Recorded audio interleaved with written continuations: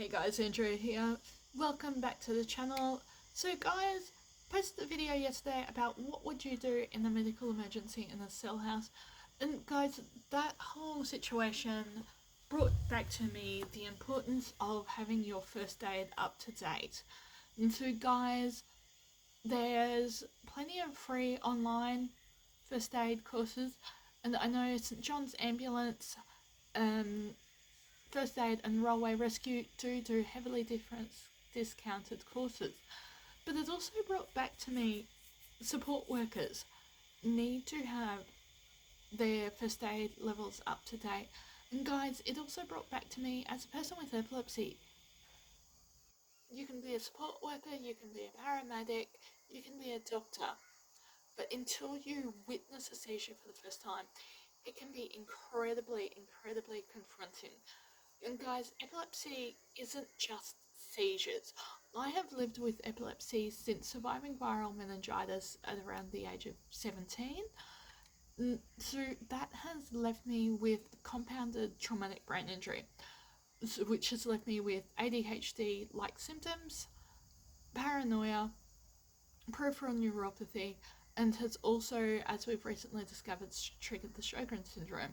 Sjogren's syndrome being a form of autoimmune arthritis, so characterised by I don't make tears, I don't make saliva, I save a lot of money on deodorant, but I choose to wear it. I'm actively told by my rheumatologist not to bathe every day because of my skin integrity. So basically it attacks anything that secretes before it attacks your joints. It's starting to attack my joints, but the way we're dealing with that is through diet, exercise, so basically very good nutrition, fatigue management and exercise. And I'm lucky to have a fantastic NDIS package and care team who are able to help me with that. And guys, epilepsy can be confronting for the whole family and whole support team to deal with.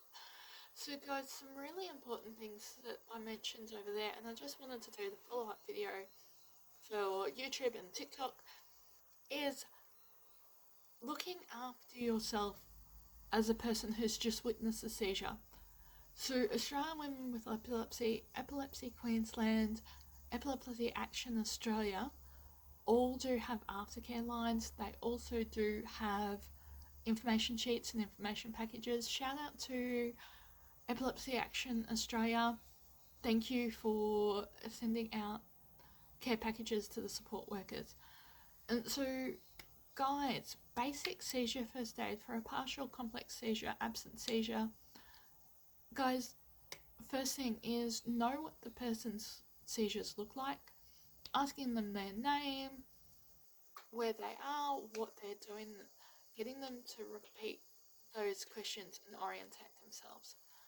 If they're at risk of tonic-clonic seizures, getting them to somewhere, a bed or carpet, somewhere that they can't fall.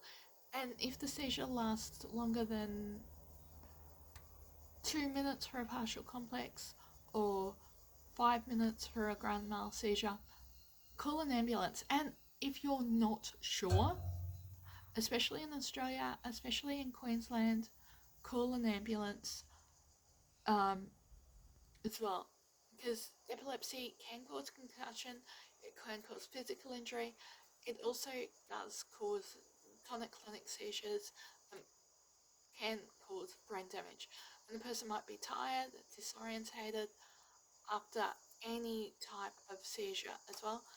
And so that's where having the appropriate care plans, seizure management plans, medication management plans, and food restrictions in place. Because guys, talk to your local pharmacist or naturopath.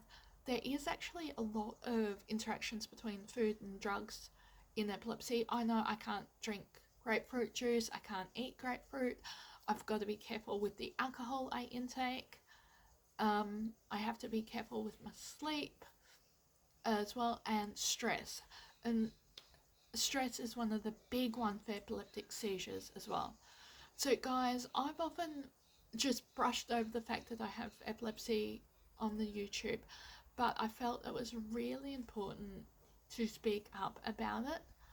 And guys, I know I said that video was going to be the last one before Christmas, but given the importance of managing health conditions over the Christmas season, some tips I wanted to share, some tips that I've learned is ask your host about setting up a quiet area that you can escape to.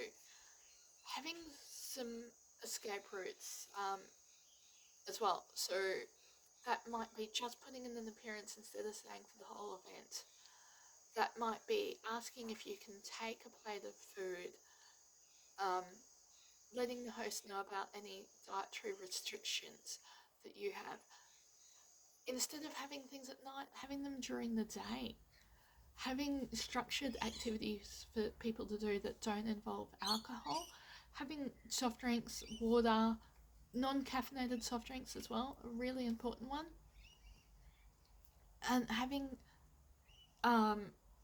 so if you're hosting, having somewhere that people can escape to that's less noisy, that's less crowded, that they can still be a part of it. If you need to take noise cancelling headphones or sensory toys or wear a sunflower lanyard, do that. And also getting enough sleep and nutrition as well, because I know we all want to be into lollies and the soft drink and the chocolates and the Christmas cakes and the pudding, but if those things are going to trigger you, whether that be a rage seizure, whether that be a partial complex seizure, for me it could be the dizzy spells that I get, it could be tics.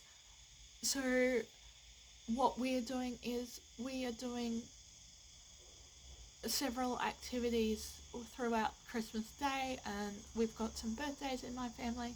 It's also one of my littlest nephews' second Christmas, so we'll have him as the focus instead of simply drinking and playing board games.